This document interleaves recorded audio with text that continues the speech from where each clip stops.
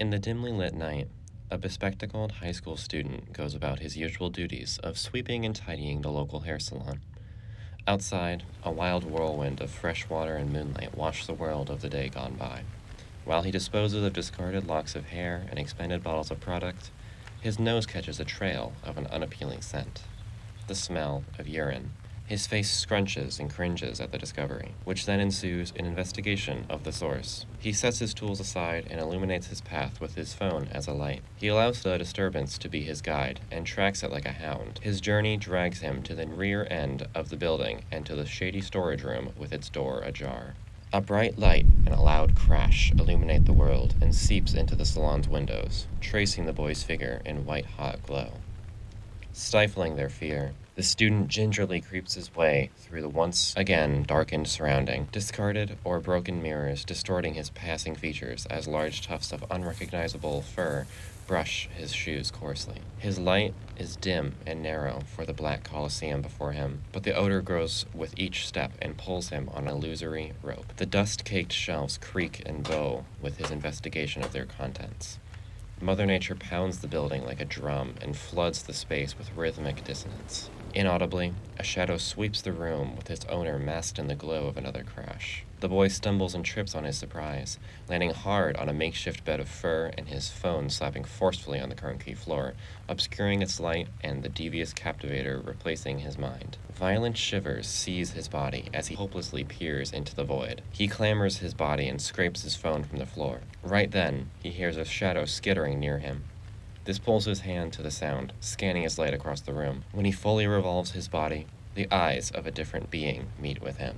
This creature is wild and deranged, with a gray coat of fur lining its body and face. It stands tall upon two legs and lurches with an animalistic arch.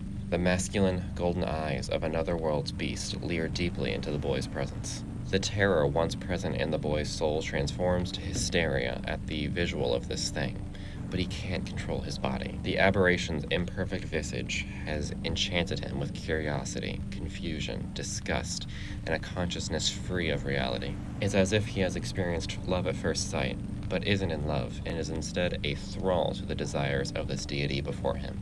His thoughts are no longer his own, and his brain is but a chasm of an unnatural creation. The patriarch understands little of the insect, but finds appreciation in the apparent praise. It rests a scarred hand upon his frozen head, which secures its existence in his memory. The two are now linked, and neither can nor would reject the other. Tears escape the student's eyes, not of despair nor happiness. His body is twisting its gears against his volition.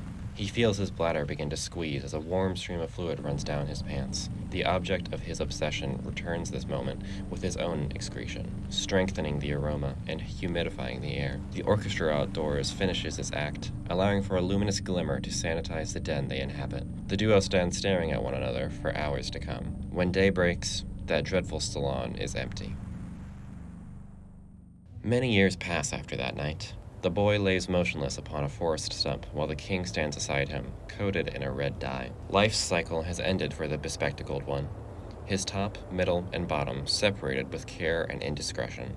From the top portion, the child of intellect and intuition is born, standing aside its father with newborn glee. The middle forms the loving and brave child, who perches atop a log with pride. With the bottom portion, the furred mogul creates a child whose legs move with the swiftness of a cheetah and has unmatched agility. This one leaps and clings to the trees and branches, exploring its surroundings. The once empirical god allows a single droplet to escape its eyes, then turns and lumbers into the foliage, its three new superiors, close and following.